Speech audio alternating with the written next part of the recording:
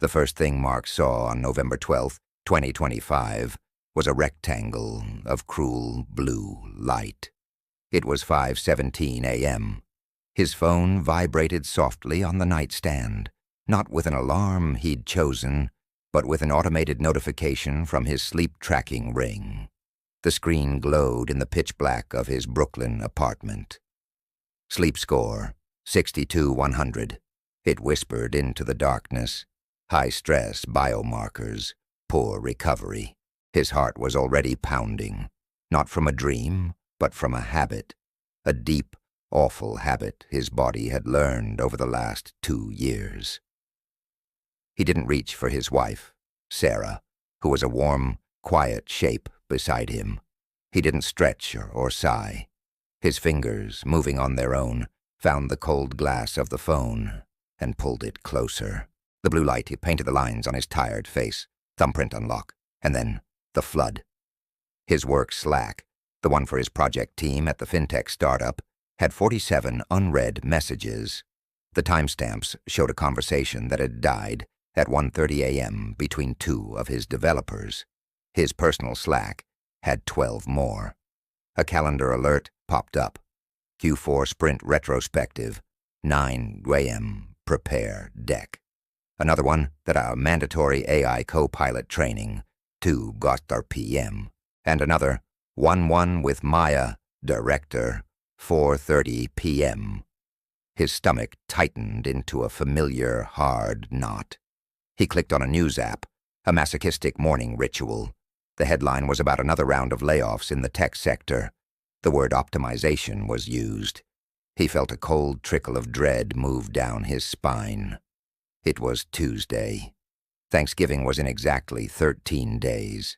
13 days until he had to get on a flight to Ohio, sit at his parents' dining table, and answer the question, "So how's the big city treating you?"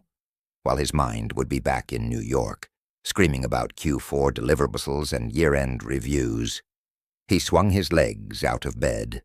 The hardwood floor was icy under his feet. The apartment was silent except for the low, perpetual hum of the refrigerator. In the kitchen, the drip coffee maker seemed to take forever. He spilled the grounds, cursing under his breath as dark flecks scattered on the clean white counter like accusations. The gurgle of the brewer was too loud.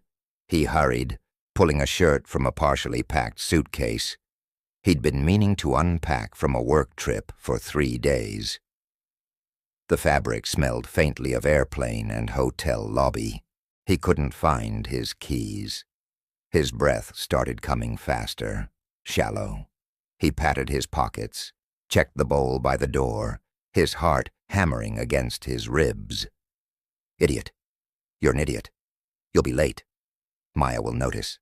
Finally, he found them in the pocket of yesterday's jeans, a heavy lump of metal. He grabbed his bag, slung it over his shoulder, and slipped out the door without a sound, not wanting to wake Sarah. The elevator down from the 14th floor smelled like lemon disinfectant and old takeout. He watched the numbers descend, 14, 13, 12. His mind was a browser with 50 tabs open. The deck, the retro, Maya's 1-1. Did he send that follow-up email? Should he have answered that Slack at 1:30 a.m. to show he was committed? The rent increase notice. His sister's text about Thanksgiving flights he still hadn't booked. A dizzy, buzzing swarm of what-ifs and should-haves. The subway platform at 7th Avenue was a gallery of ghosts. Everyone was there, but no one was there. Faces were lit by the pale glow of phones. A man in a puffer jacket scowled at a stock chart. A woman in nurse's scrubs scrolled through a dizzying feed of vacation photos, her expression blank. The air was thick with the smell of wet concrete, distant urine, and the greasy scent of a pretzel cart just opening up. When the Q train roared into the station, a wall of sound and hot, stale air hit him. Bodies packed in. He was pressed against a pole, someone's backpack digging into his side. He managed to get his phone out, holding it up near his face, and opened his email. And there it was, the one he'd been dreading since yesterday. The sender, Maya Chen, Director of Product. The subject line, quick chat on the Q4 numbers. No exclamation point. Just a cold, flat question mark. His mouth, a jolt, pure and electric, shot through him. Mouth went dry. His fingers, suddenly clumsy, fumbled to open it. The train lurched and he stumbled, his shoulder connecting with the person next to him. He muttered a, "Sorry," no one heard. The email was 3 lines long. "Mark, let's make sure we're aligned before the board update next week. The conversion metrics on your flagship feature are soft. Let's talk solutions in our 1-1 today. Come prepared." Soft. The word echoed. Soft. He wasn't soft. He was grinding. He was waking up at 5:17 a.m. with his heart in his throat. He'd built that feature. The noise of the train faded into a high-pitched ring in his ears. He could feel his pulse in his neck, in his temples. The rest of the ride was a blur of tunnel lights and panic. Scenarios played out. Him defending himself. Her nodding politely, taking notes. The quiet, professional phrasing that meant, "You are failing." The knot in his stomach was now a solid, lead weight. He surfaced at Union Square, blinking in the weak November sunlight. The city was loud, honking cabs, a street preacher, the clatter of a food cart. He walked the 3 blocks to his office building, his legs on autopilot. The lobby was all marble and chrome, smelling of expensive floor polish and coffee from the too chic cafe in the corner. He scanned his badge. Beep. The sound of permission to enter another day of this. He got to his desk on the 22nd floor, dropping his bag.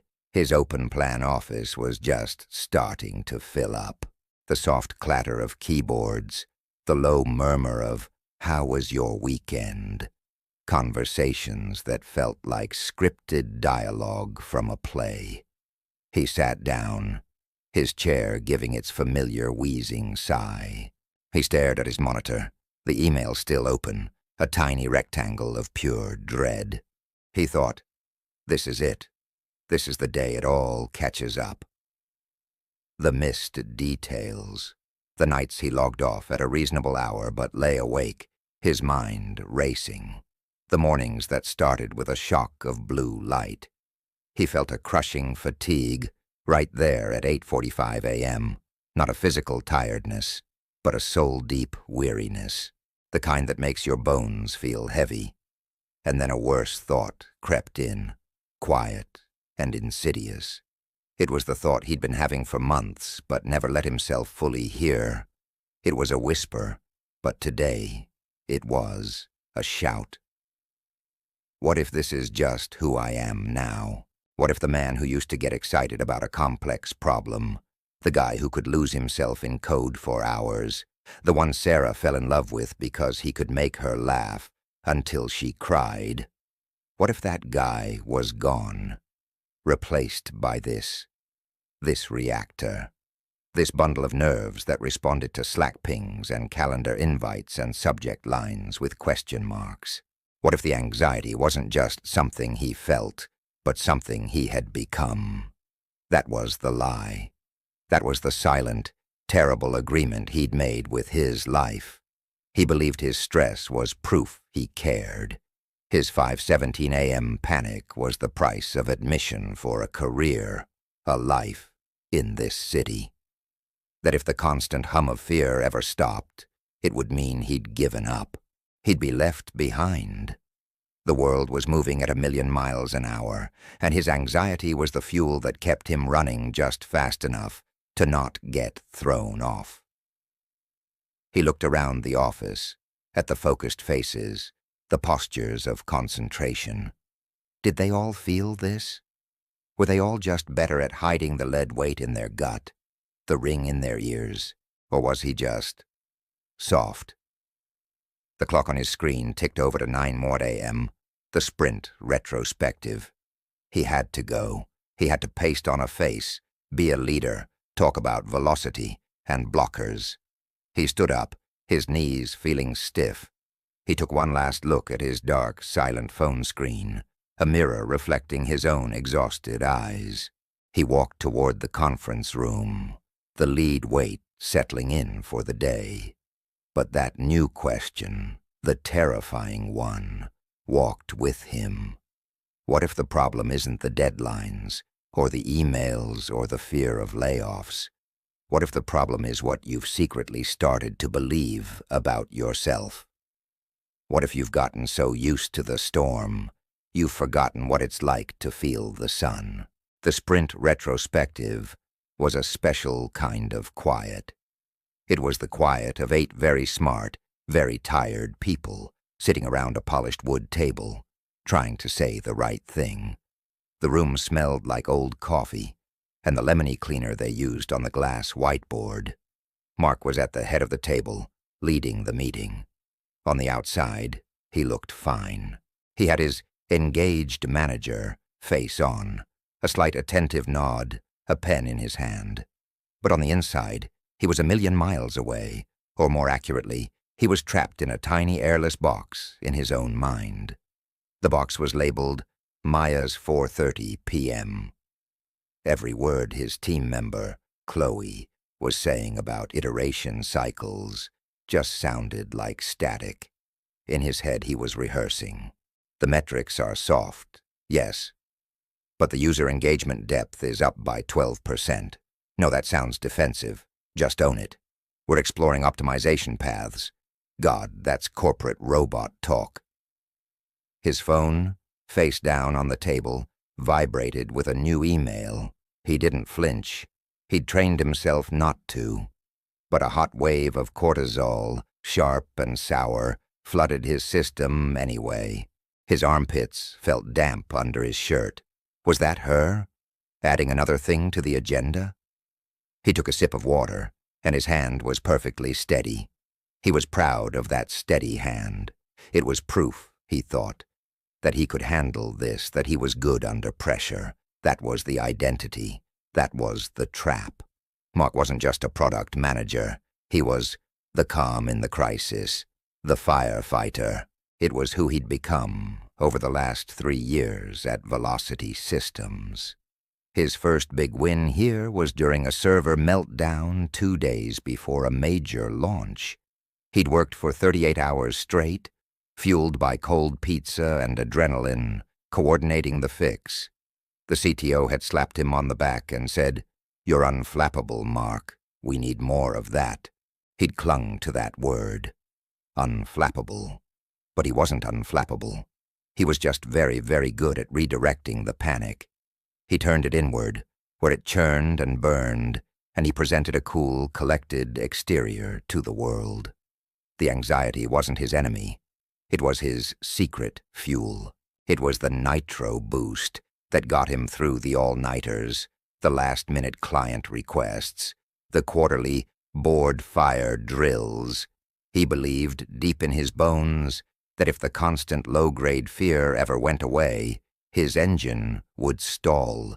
He'd coast to a stop, and everyone would see him for what he really was, an imposter who got lucky. The meeting ended. People shuffled out. Mark stayed for a second, collecting his notepad. He looked at the whiteboard, a chaos of sticky notes and arrows. It looked like a battlefield map. He felt a weird sense of pride in that chaos. See, he thought to himself, this is complex, important work. Of course it feels like this. Back at his desk, he dove into the work. He was a machine. He answered Slacks within 60 seconds. He prepped 3 different data sets for the 4:30 meeting. He revised the deck, his fingers flying over the keyboard. The buzz of the office faded away. He was in the zone, but it wasn't a happy, focused zone. It was a pressurized, frantic zone. It felt like digging a ditch while someone kept filling it back in. Every task completed just revealed 2 more. His lunch, a sad desk salad, sat untouched until 2:47 p.m., when the lettuce had wilted into a soggy, depressing heap. He ate 3 forkfuls, tasting nothing. Let me tell you about another person. We'll call her Lena. Lena wasn't in tech. She was a graphic designer at a small branding agency in Chicago, and Lena had the same identity, just a different costume. She was the passionate creative, the one who felt everything deeply. Her anxiety wasn't about metrics. It was about her art not being perfect, about a client not seeing her vision. She would work until 3 a.m., not because she had to, but because the gnawing feeling that it wasn't brilliant yet wouldn't let her sleep. She mistook that gnawing for passion. She thought her relentless self-criticism was what made her good. The more she suffered, she believed, the more authentic her work would be. Lena and Mark had never met, but they were in the exact same prison. They just decorated their cells differently. Mark's had charts and graphs on the wall. Lena's had mood boards and Pantone swatches. The warden was the same, a false belief that their worth was tied directly to their struggle. That peace meant mediocrity.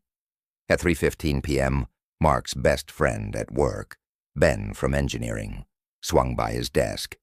Ben was a big guy with a kind face, perpetually dressed in a faded band t-shirt. "Hey man, you look like you're trying to solve cold fusion before lunch. Want to grab a truly terrible coffee from the kitchen?" Mark almost said no. He had to run through the deck one more time, but his neck was a solid rod of tension. "Yeah, okay. Terrible coffee sounds about right." They stood in the small kitchen overlooking Fifth Avenue. The coffee was terrible, burnt and thin. Ben leaned against the counter. "You ready for the Myathon today?" Mark shrugged, trying to look casual. "It's just a sink. Q4 numbers are what they are." Ben gave him a look, a long, quiet, knowing look. Ben had seen Mark through 2 major product launches and 1 minor nervous breakdown that Mark insisted was just a really bad flu.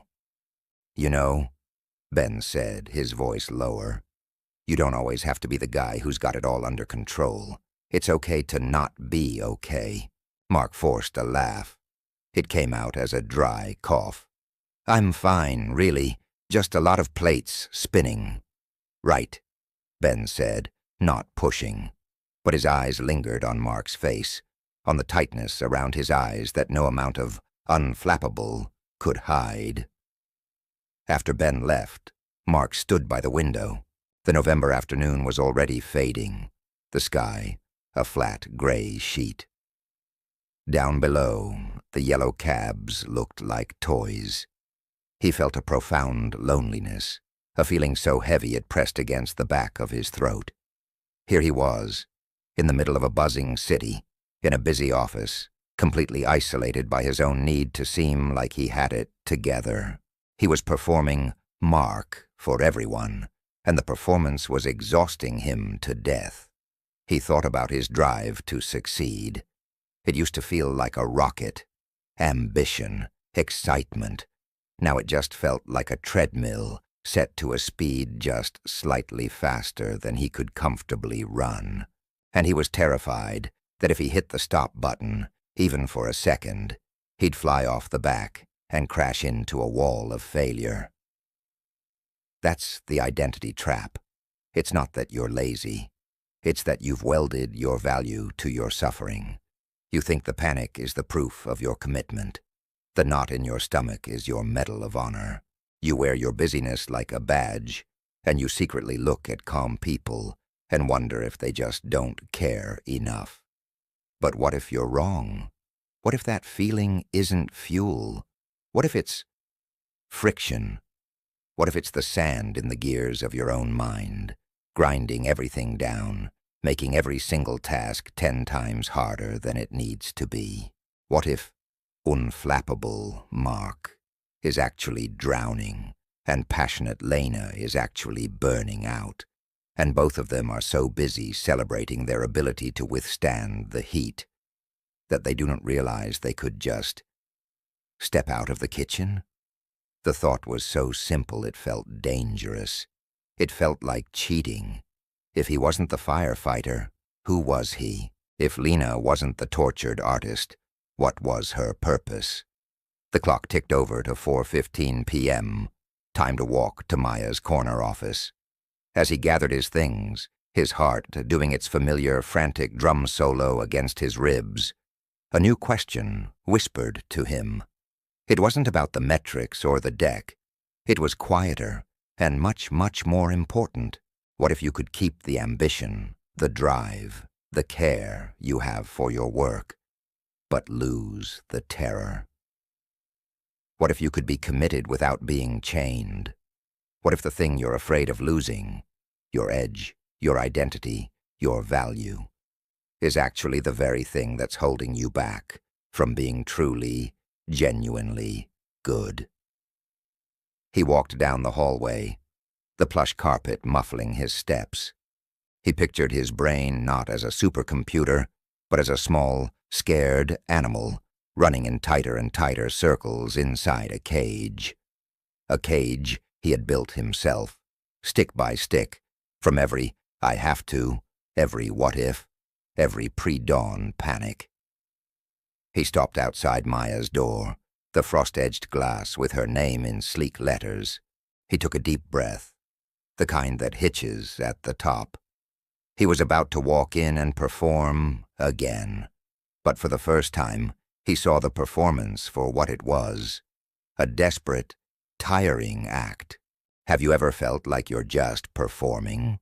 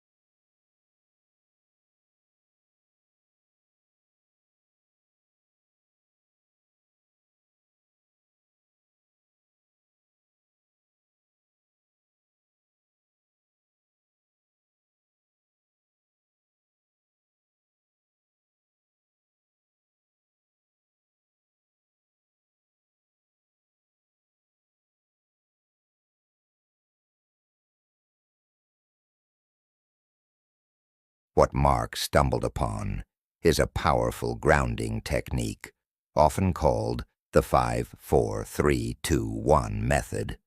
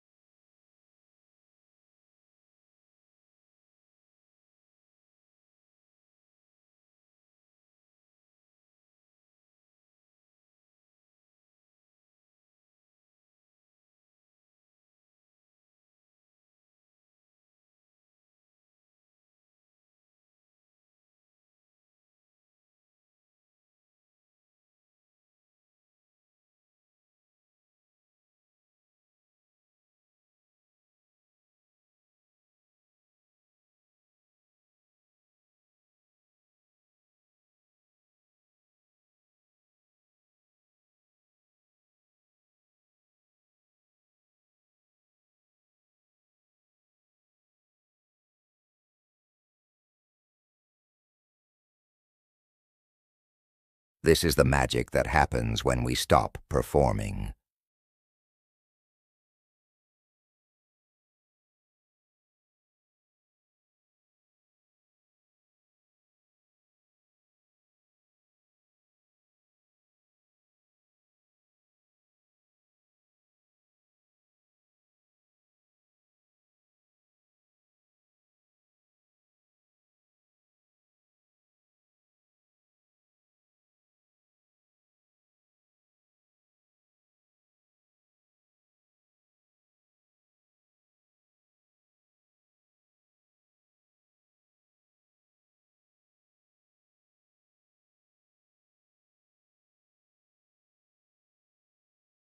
The next time you feel that pressure building, that script playing in your head, I want you to try it.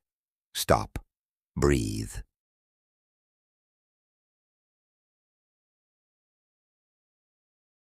If you ever feel that the weight is too much, please know that reaching out is a sign of incredible strength.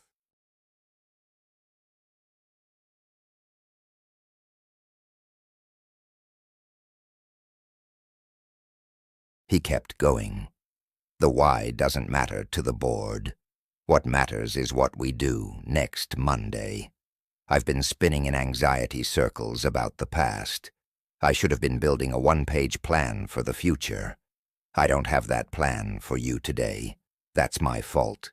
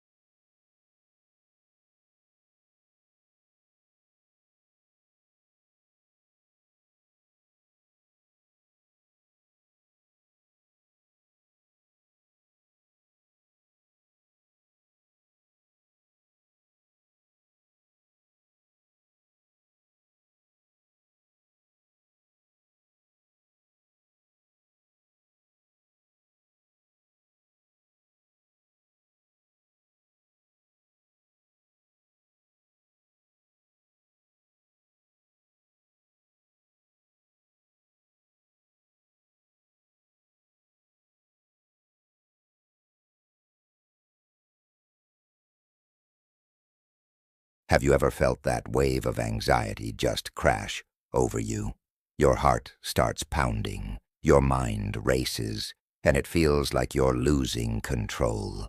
I've been there. For years, anxiety was this unwelcome guest in my life. But then, I discovered something that changed everything. Mindfulness anchors. And today, I want to share how these simple tools helped me reclaim my peace, one moment at a time. My mornings used to be a frantic race against the clock, fueled by a big dose of anxiety about the day ahead. My alarm would go off, and instantly, my mind would be flooded with 1,000 worries. But I decided to change the script. Now the very first thing I do is a simple grounding exercise. Before my feet even hit the floor, I take a moment. I wiggle my toes, feeling the texture of the sheets. I stretch my arms overhead, noticing the pull in my muscles. Then, I take 3 slow, deep breaths. Inhale calm, exhale tension. This isn't about some grand meditation session. It's about starting my day anchored in the present moment, not in the chaos of my thoughts. It sets a completely different tone. Then there's the commute. Whether you're stuck in traffic or squeezed onto a crowded train, it can be a real trigger. My go-to anchor here is sound. Instead of letting the noise of horns or chatter overwhelm me, I intentionally tune in to something specific. I might focus on the rhythm of the train on the tracks, the hum of the engine, or even a piece of calming music I've put on. By directing my attention to one single sound, I pull my mind away from the anxious spiral and back to the here and now. It's like turning down the volume on my anxiety. The workplace, of course, is its own special brand of stress. Deadlines, difficult colleagues, unexpected problems. It's a minefield for anxiety. I used to feel constantly on edge. My breakthrough came from a surprisingly simple object, my coffee mug. Whenever I feel that familiar tightness in my chest, I take a mindful minute. I pick up my mug. I feel its warmth in my hands, its smooth, solid surface. I watch the steam rise. I take a slow sip and really truly taste it. This small act of sensory focus acts as a circuit breaker, interrupting the stress response and giving me a moment of clarity. It's a discreet, powerful way to reset right at my desk. Now let's be real. This isn't a magic cure.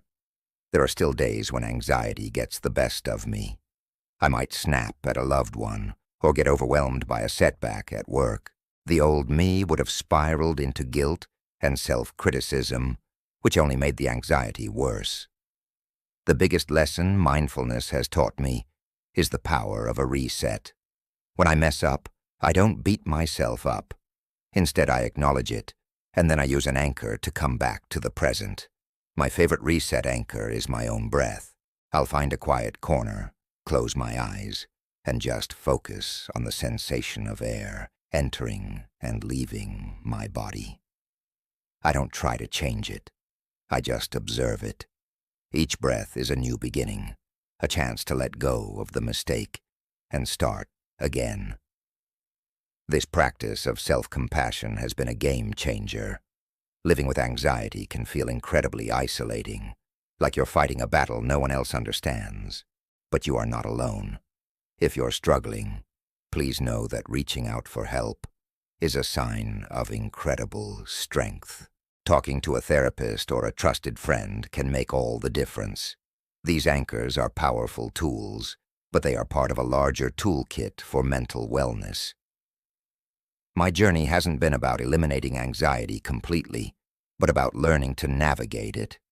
It's about finding these small, solid points of stillness in the storm. From the texture of my bedsheets in the morning to the warmth of my coffee mug, these anchors have shown me that peace isn't some distant destination. It's right here, available in this very moment. Thank you so much for watching. If this resonated with you, consider subscribing for more content on mental wellness. take care.